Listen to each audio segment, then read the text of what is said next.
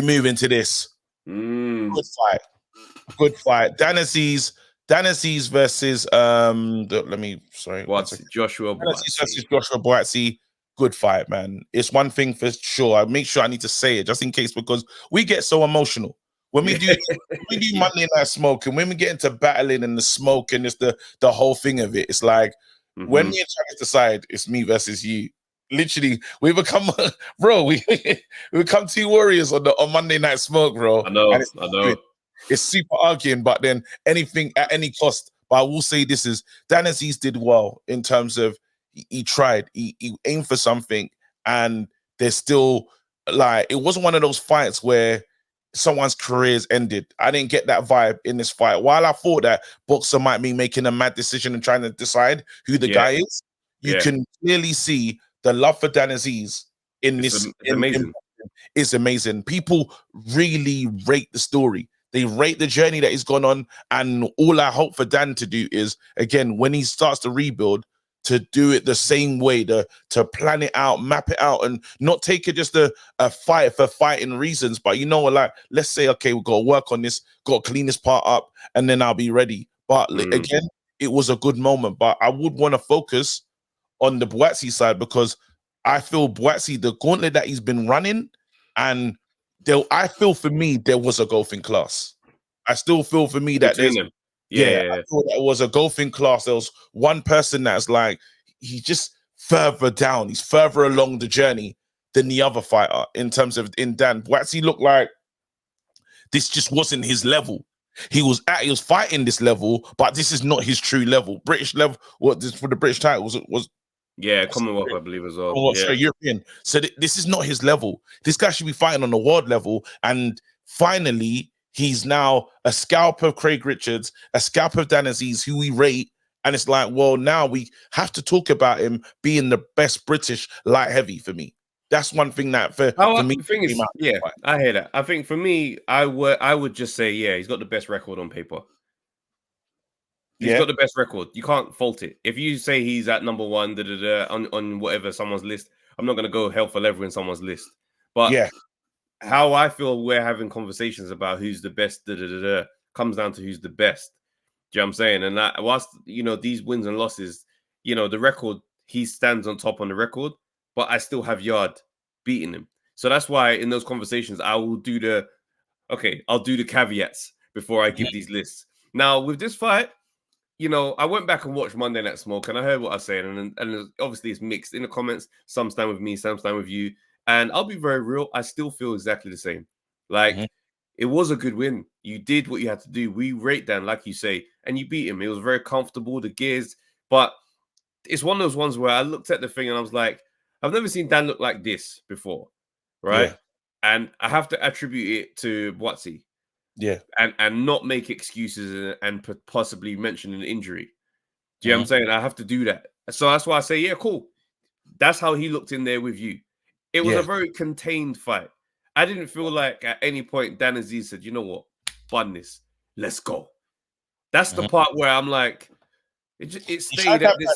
Let's go rounds though. The ninth, when he was it ninth, eighth and ninth, I can't remember. But when he was on him, when he started winning clear, that's a Dan round. Them clear. And when the stadium or arena went mad, there was moments when they went mad. Yeah. So then that's why I have to just give the credit to Buatsi for how this fight looked. But at the same time, we're looking at, say, like a Buatsi, the expectation is always going to be higher. Like I think Lineal says on Monday Night Smoke, it's lose for Dan Azeez, for Buatsi in a fight like this. Because if you're that far apart from this guy, get him out of here then. He shouldn't be able to live with you for 12 rounds. Given the branding that we have for Buatsi. Do you see what I'm saying? Because if you're going to dispatch with him and show us that we was wrong to even have him, I say cool. But he saw the final bell. Maybe you let him live. If you made a decision at some point in the fight to let him live. In the 12th round, But there was the embrace and they became friends again. Just before the one. I know. So letting him live in the 12th round, isolated, cool. But the whole fight, before the 12th round, there's 11 rounds of fighting. So this is a knockout artist that we're talking about here. Do you see what I'm trying to say? So now I'm straight away, of course, I'm not trying to discredit Dan. Yeah. But I'm saying the fight stayed at a frequency the whole way through the fight. There was a type of pace, a pace that was very comfortable for Buatsi. 12 rounds of fighting. So if we're looking at this fight, immediately we are throwing forward. That's the unfortunate part but it's also the cards that Buatsi's been dealt, where expectations are this guy shouldn't have caught you career-wise. You shouldn't have ever had to fight Dan Azeez. Career-wise, he's starting way back. That's what the problem was in this. Dan Azeez caught you up. And this was a conversation and a moment. So now you've got to show us that your level's above him. You showed us you're a level above him. For me, otherwise you'd get him out of there if it was a complete mismatch. You shouldn't be in there with me. We saw the final bell. And you won the fight. You won it comfortably. You showed for me, you're better than Dan Azeez. But I'm not going to say Dan Azeez shouldn't have been in there with you. I don't feel like that at all. No, but Dan Azeez earned the space. He earned the space, yes. But what I'm saying is, that's right. But Buatsi, his expectation is further down the line because it shouldn't have been here at this point. So, sadly, it's lose-lose. The credit you're getting, unfortunately, does come with these weird T's and C's. And now we're just immediately watching you win this fight and comparing. Okay, well, could he mix it with Beterbiev? Probably say no. Could he mix it with Bivol? If he gets to him, what does that look like? We're saying Yard, Smith, because it should have been further now. Now we're like, okay, cool. You've done that. We won't put you back in those type of conversations again with the next guy that climbs the ladder. But now you've got to deal with these guys. Now the funny thing is, because where he's got to do is he's the only one that hasn't had the world title fight, or of the ones that we highly rank and highly rate in terms of, Callum's tried, Yard has tried, Craig has tried. And you're the Olympic. Lyndon Arthur's tried. Got paid in Saudi. There you go. Thank you very much. Anyway, but he at least it's an attempt. Yeah, it was an attempt. He was there. You got in there. Yeah, you were there.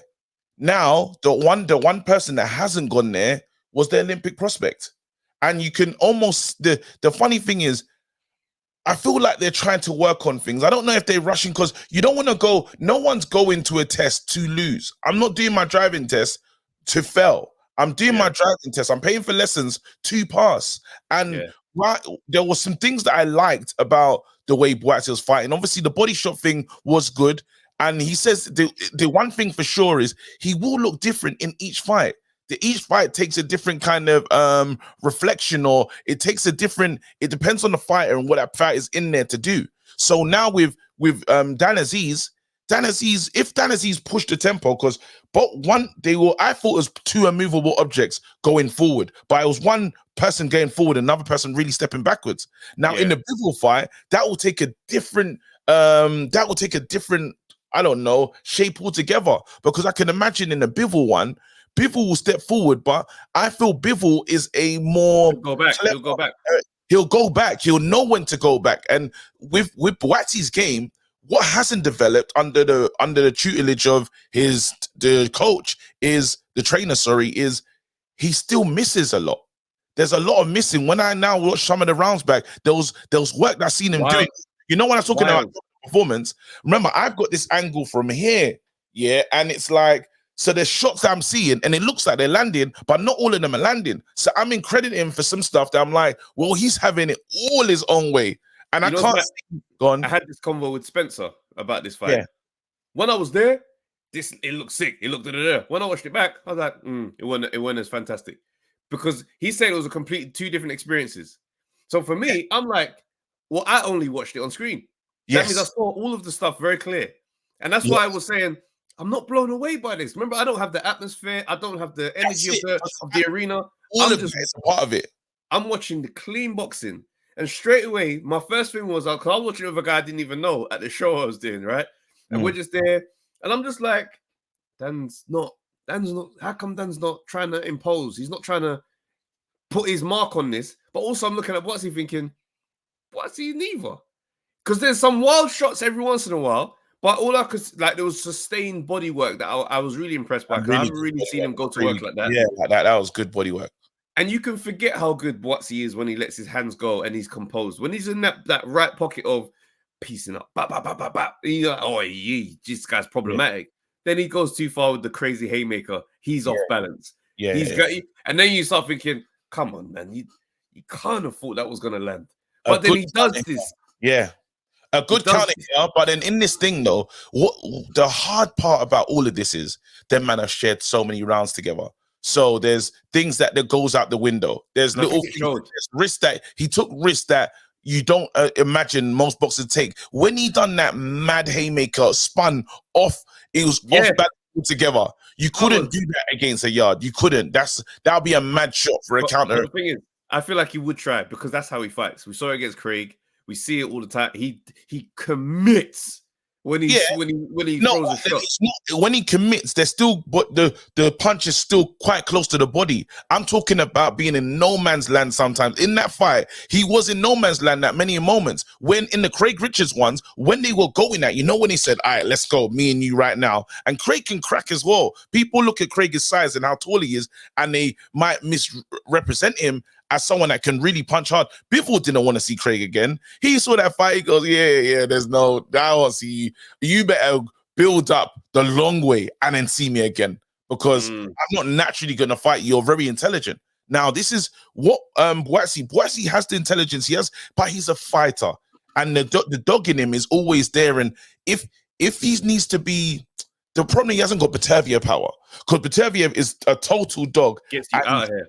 Knock you out. He's going to knock you out.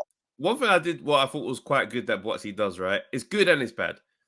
He responds to everything. If you land on him, he lands on you before that round ends. Yeah. On the scorecard, that's fantastic. In there with a counterpuncher, that's dangerous. It's very dangerous. The minute they land, they know he's going to come back. Because it's almost, he triggered. Emotion. Yeah? You see the, like, he's so ready. And I look at him and think to myself, I love that in a fighter. And I know that's not good. It's very dangerous. It's too emotional. The emotions are with him in the ring, bro. Bro, it's like, here, me, you, here. I was talking to my boy about it. He goes, he's got Ghanaian pride. He's got that Ghanaian stubborn pride. And I was like, interesting. I'm not familiar with it. He goes, bro, telling you, he's got that thing where he's just like, swear down. That's to me. Within. Right, we're down the line. Today we're down. Someone's dying on the line right now. No, because honestly, I was laughing with Marks, the one that called in, because we drove back, like I drove him back to the ends, and so it was in the car together, so we were talking about the fight, and I was like, he goes, bro, this is the only guy, that takes offense to being banged, but he's boxing. It's hilarious, bro. How mad it is, bro. Do you imagine taking offense to getting punched? And I know hit and not get hit, but he almost feels like, why did you punch me? The spite that comes up to the surface when you hit him is insane. Because a lot of people get spite when it's like, I've landed a good shot and I've seen you. All of a sudden, you look a bit warm, and it's like, now it's over. You mad? Like you're not in a boxing fight. Like you're not here for this. But I tell you what showed to me, and we're big supporters of Dan. Enough love for Dan in this point. I felt like those sparring sessions were on his mind in that fight. Yeah, because he knew that you have to deal with that. Honestly, I felt like I could see what the sparring sessions were looking like over the years. And I don't want to use this term out of disrespect to him. I use this and respectfully to my brother. I got a little brother. It was that big brother, little brother thing. And it leaves the mental scars. My brother's a solid guy. Like, he's strength for strength. He's stronger than me. Yeah. But we box. I can box better than him. And there's still that mental thing of, this is my big brother that he has. And I can see it. But I also look at him and I'm like, but brother, you're a unit. I could never disrespectfully box you. I got to be very serious. I got to be. But it's that thing of, I know the dynamics that stay there in was your so mind. much at play. Definitely, there's so much at play. You know someone, Like, for instance, even when we're here on doing our thing, like we might have an argument that is not clear to the plain eye. I'm arguing because I know what you're doing. Like everyone else might see what he's doing, but I'm like, I can see what he's doing. I know you lot can't see what he's doing. I'm telling you right now, he's doing something. Like, and you're like, it's their key frustration. It's one of the ones you just want to go, you don't know this guy. You don't know. And I'm just there like, he's in the unsaid stuff. And what's going on in that fight is, you know my moves. We shared so many rounds together in a ring. You actually know how I fight. You know when I'm hurt. You know when I'm not hurt. You know when I've got a bit more in the tank. I'm trying to throw you off. So in other fights, because they don't know each other that much, I can just fight you and you don't know my toes. You don't know, what do you call it? that's the difference. But again, it was a big learning for Dan. Buatsi has to move forward now. Unfortunately, because it's mad because that fight between Yard seems further and further away now. Yeah, no, it's interesting because obviously Beterbiev and Bivol's been announced now, June 1st. So let's go. Buatsi was saying, he goes, now that fight's announced, they're probably going to have a rematch. Now I'll take the Yard fight to get, you see what I'm trying to say? I'll take the Yard fight. So hearing that, I feel like we're close, but there's a possibility that anything could be happening. I know Yard's going to have a run out this weekend. Do you know what I'm saying? It's kind of just how you just accept certain people operate. Yeah, it's going to have a run out and then it's going to be go time. That's kind of just how Yard does things. I look at the fight between them two, right? And I'll be real with you, man. I really do believe Yard is in with a great shout to beat Buatsi in that fight when they meet. There's certain things that feed into this working out. Like when I look at Buatsi, right? One thing he did this weekend, right? His jab was good. I really enjoyed seeing when he commits to his jab, yeah, it's a great jab. Do you know what I mean? Obviously, his nature pulls him to different elements of the fight where he just wants to let the hands go and swing. But when he's jabbing and he's fighting tall and doing that kind of stuff, he doesn't really fight like that much. But I liked how that looked. Do you know what I mean? You realize how tall Buatsi is. Forget what his height says on that thing. He's taller than that. Him and Craig Richards, bloody liars. Them men are very tall dudes. Yeah, tall man. Yeah. So I look at that and I thought to myself, yeah, I can see elements that get added, but then I see the things that you don't do well. And it seems like those things ain't getting better. Do you see what I'm trying to say? You get hit a lot. Dan Azeez's jab was the most successful thing that he was doing all night long. Like he couldn't adjust to it. He couldn't move his head out the way. He was just content to take it. And Yard look at his jab in his last fight. Yard's jab got better since we last been seeing Yard. He has worked on the jab. Yeah, Karen. His jab's got better, but I feel like with Yard is also more defensively sound. You don't really often see Yard get clocked with dumb shots, right? So if you go headhunting for him, and it's good to see the body work being improved because going to the body against Yard. But if you go headhunting against Yard, you're gonna get countered significantly with the shots. And I look at that and I think to myself, I can see Yard really rocking him and force because Buatsi that gets clocked with a shot that shakes him to his boots is now a dog that's been let off the chain. He's going to go mad. And I don't know that going mad with Yard is going to be the best thing if you're just been buzzed. But then so I look at that fight and I think to myself, it could they're go. Both brave. Don't get me wrong, they're both wicked, hell of a brave guys, yeah. Bangers. But the one thing for sure, yeah, is even Craig will probably say it, Buatsi can bang. Dan Azeez has been in there with him. He can punch. And even if it's not punch to knock you out, it's punch power to make you honest. Punch power to actually say, hey, yo, I don't just want to go in there and take those works because he's getting to the body ruthless as well. It's not like, and he's not putting he's putting all this thing on it. He's not like, throwing shots and they're just throwing for I don't know, for Olympic point scoring. No, this guy's throwing these shots on, I plan to hurt and do damage. And the one thing is, when you go in, and if he is working, because that body work does count, and I think that fight will go to the late rounds, and I think the experience of being there, because they both, I want to say obviously we had empty the tank gate, but then we know that Buatsi has these issues with staying, being able to throw the types of punches he's throwing for 12 rounds. We know he's going to take a round off, and will Yard use that moment to come and get him. But coming to get me means if you hit me with one, I'm coming back with a few.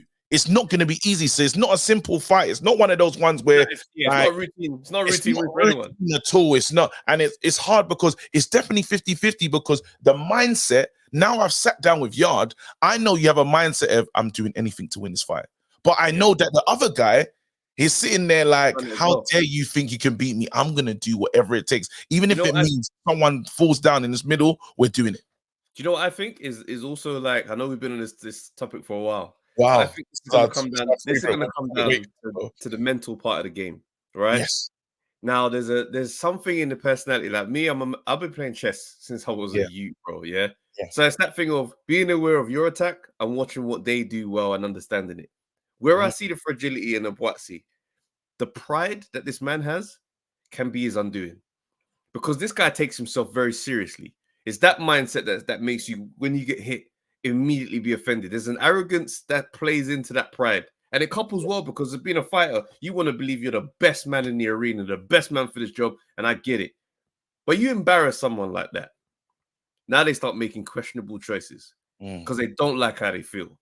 Now with Yard, I see a personality that it was broadcasted a certain way where it's like, yeah, no, but it's also one that was like, I speak on a real level. I have fun because I like having fun. You man take me bare seriously, but I'm on what I'm on. Opening up to reveal certain elements of the things he's been through on the pod. Like, sir, this is a open story. They're coming there. There's a power in that, and there's a weakness in the other side. But then, unfortunately, why until we sit down with Buatsi, because we don't know his full story. That's the thing. Full story. He's not telling it. But then there's elements to his character. There's we can probably talk pre-church Buatsi, pre-whatever. There's Buatsi has a story that he's not telling. I don't know why he's not telling it, you know. So again, when you tap into the mindset probably of him and why he feels that way, because I would want to ask him, why are you so offended with things? Why do you get so? Why is it like? Why do you feel so, yeah? What's going on? Like, what if someone's like you'll probably watch a element or clip of our pod and say and have a strong opinion to it, a strong feeling towards myself or Trav or whatever, anyone. But that's on you. Anytime we see you, do you talk? There's that thing. What's that about? You know, really getting down to the nitty gritty, and he can answer that. Then after we can make it, because I sat down with Yard and I understand it now. I understand why he fought Kovalev. I understand why he fought Bateviev, just because of he was always going to make that decision. If you said it, even if like you could rewind time and he didn't know what happened, he'll still make the same decision. Like that's who he is. He's that person. Even if he knew what happened, if he said tomorrow, Yard, you got 6 weeks to train for Batavia because things pulled out. He's doing it. On it. He's doing it. That's the person he is. So again, I think all we've learned from Buatsi in this time is talk more, speak more, get your story out, build your character, because there's still a lot there. There's still so much there. And people, it's sad. When I was speaking to a lot of people, I probably spoke to like 10 people. Out of the 10 people, a lot of them, like the ones that I was speaking to, I would say 4 were here for what do you call it, Buatsi, and the rest were there just on some Dan Azeez thing. And I said, well, why? What's Dan? And he goes, Dan feels like one of us, the way he talks, the way he speaks, and he speaks. That's the killer. He's accessible. He's there. If he can change that, we're on to a winner. Anyway, people, we've been on this conversation for a long time. Let us know. Get in the comment section. Tell us what you think about the fight. What you think's next. How you see that fight with Dan Azeez going. Get in the comments. Yeah, man. Let us know.